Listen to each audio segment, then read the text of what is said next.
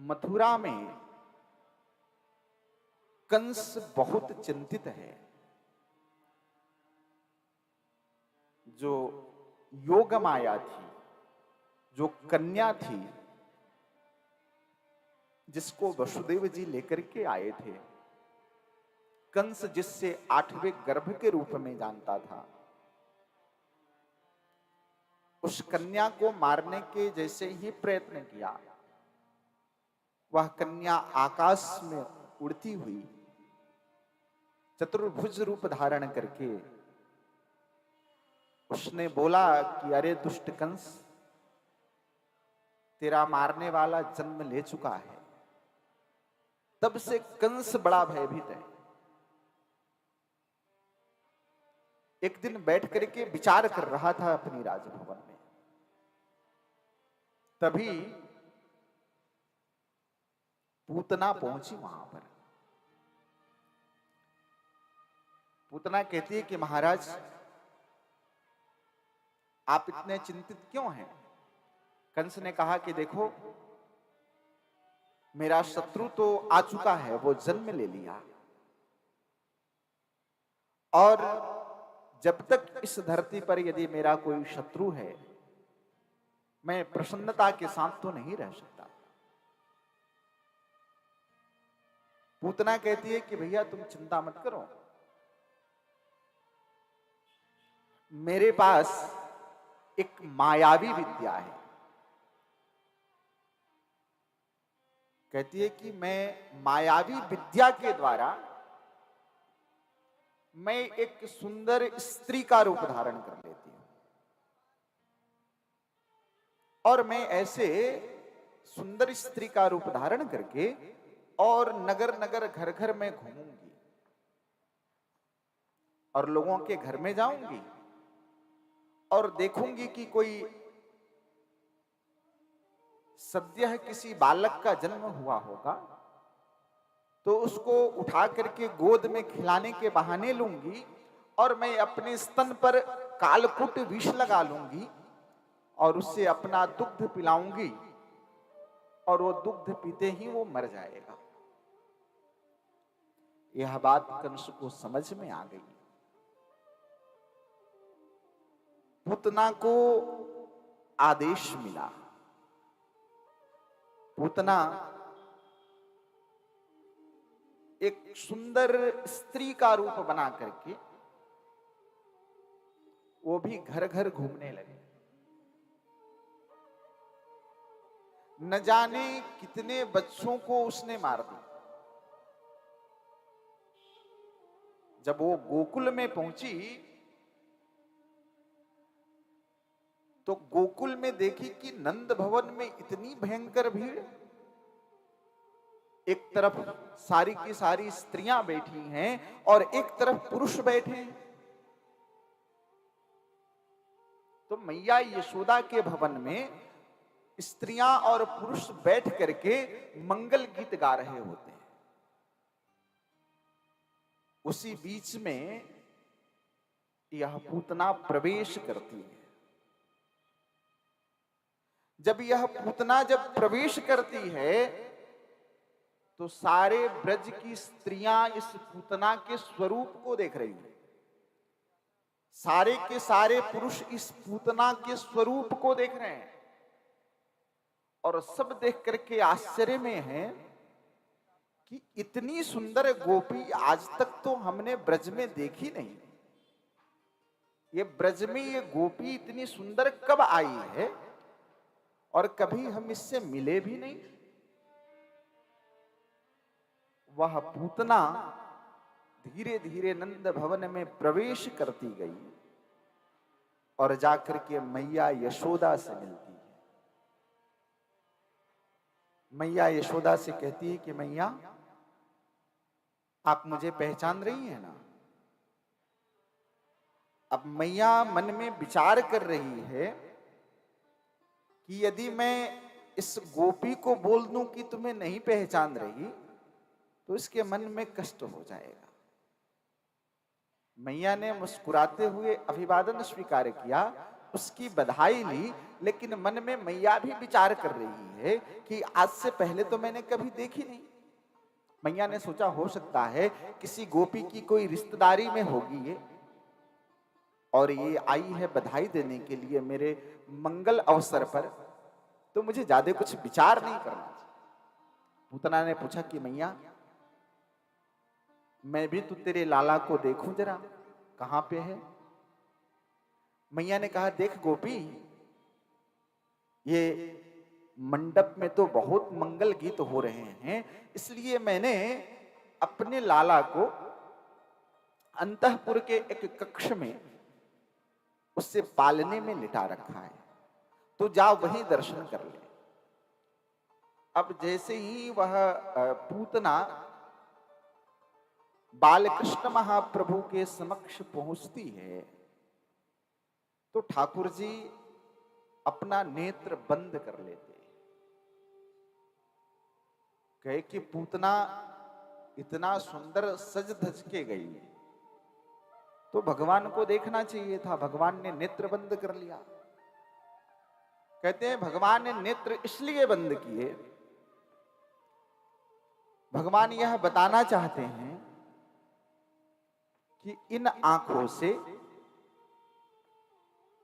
पवित्र चीजों को देखना है, जो शुद्ध हो, स्वरूप सुंदर हो, लेकिन मन विषैला हो, ऐसे व्यक्ति को जीवन में कभी भी मत देखना। तो पूतना देखने में तो सुंदर है, लेकिन उसके मन में कपट है, वह भगवान को मारने की इच्छा से आई है, इसलिए ठाकुर जी ने नेत्र बंद कर लिए। कहे भगवान ने नेत्र इसलिए बंद कर लिया, कहे कि आंख बंद करके ठाकुर भगवान भोलेनाथ का ध्यान कर रहे हैं। कहे कि प्रभु, मैं इस अवतार में,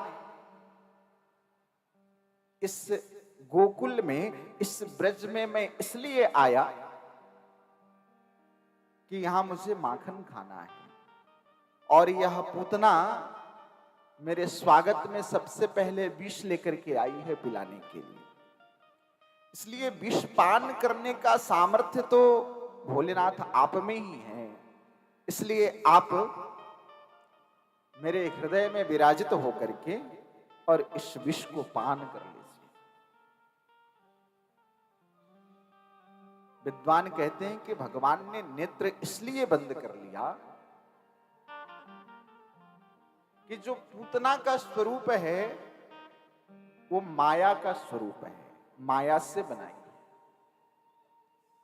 और भगवान के नेत्र में सूर्य और चंद्रमा विराजमान है।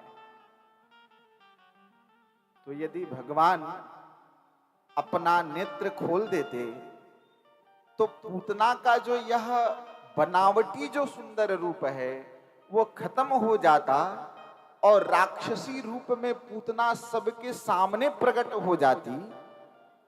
सोचे मैया यशोदा के भवन में उत्सव चल रहा है, उसमें विघ्न हो जाएगा, इसलिए ठाकुर जी ने अपने नेत्र बंद कर लिए। भगवान ने नेत्र बंद किए हैं, पूतना ने ठाकुर को अपने गोद में ले ली, और लेकर के पूतना नंद भवन से चुपके से बाहर निकल गई, और जैसे ही बाहर निकली तो वह पूतना अपना भयंकर रूप धारण कर ली, राक्षसी की रूप धारण कर ली।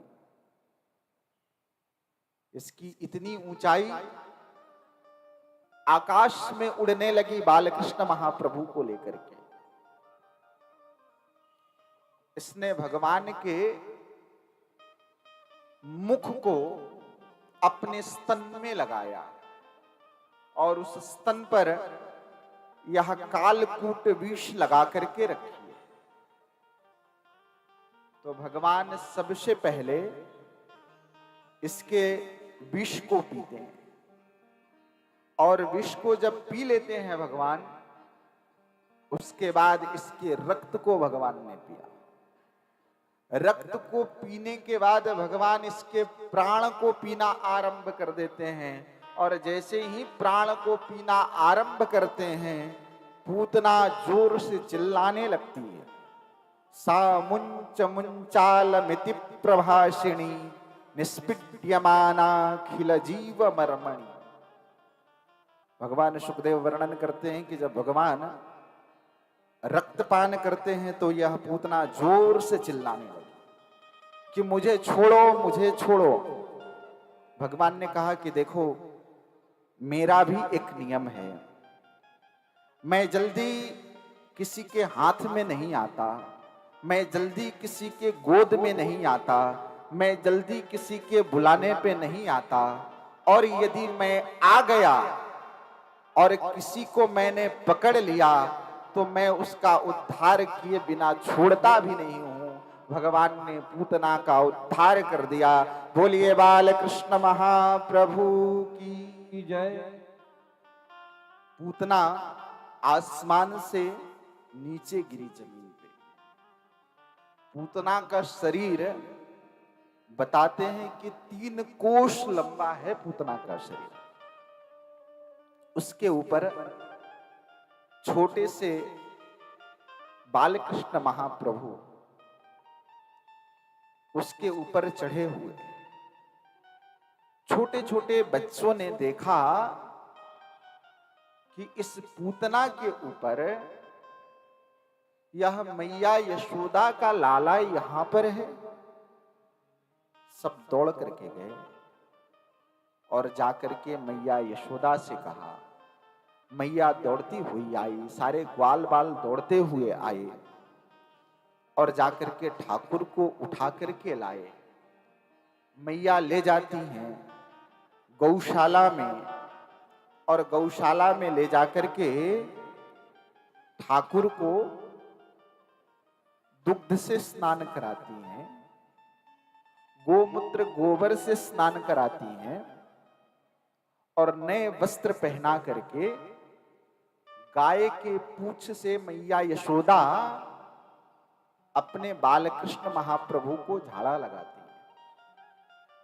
मैया मंत्र बोलती हैं, इंद्रियाणि हृषीकेशः प्राणान्नारायणो बतु। हे ऋषिकेश प्रभु, मेरे लाला के समस्त इंद्रियों की रक्षा करना। हे नारायण, आप मेरे लाला के प्राण की रक्षा करना। ऐसा मंत्र बोल करके मैया यशोदा अपने लाला को झाड़ा लगाई, लेकर के घर में आई। ठाकुर को पालने में सुला दी।